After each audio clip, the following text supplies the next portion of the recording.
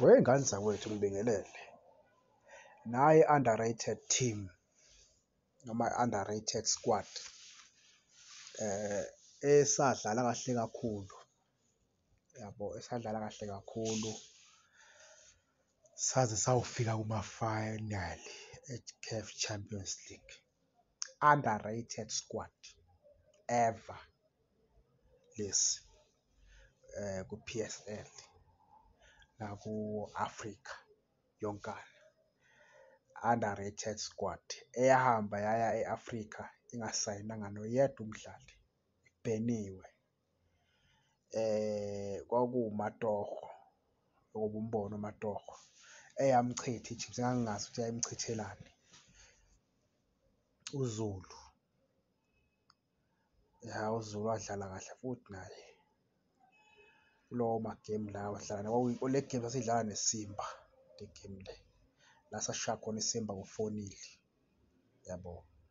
Kube uZulu, kube uNjabulo Blom owayedlala isisu kuleyo game, kube uNgezana. uNgezana wadlala kahle kakhulu bafowethu, Ngezana ufuna ukuqamba amanga. Kube uNgezana, kube uZuma, awu Mahlomosholozi, hawu bafowethu, sike saba nabo abadlali aba-underrated kodwa abashisayo mabengena egrawundini. Kube uFroster ekade abakhona nomjida wekhosi, ekade abakhona, eyi kade abakhona.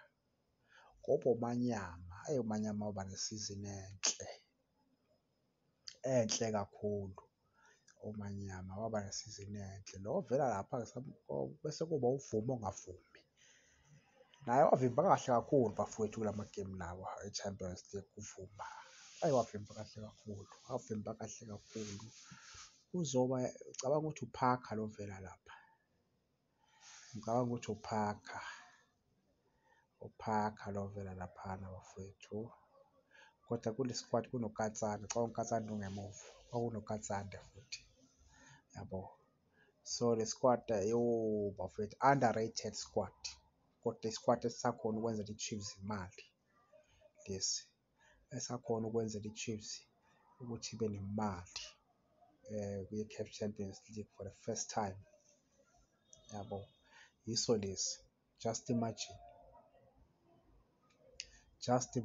ngane zawethu. Bonke laba sinabadlali-ke manje,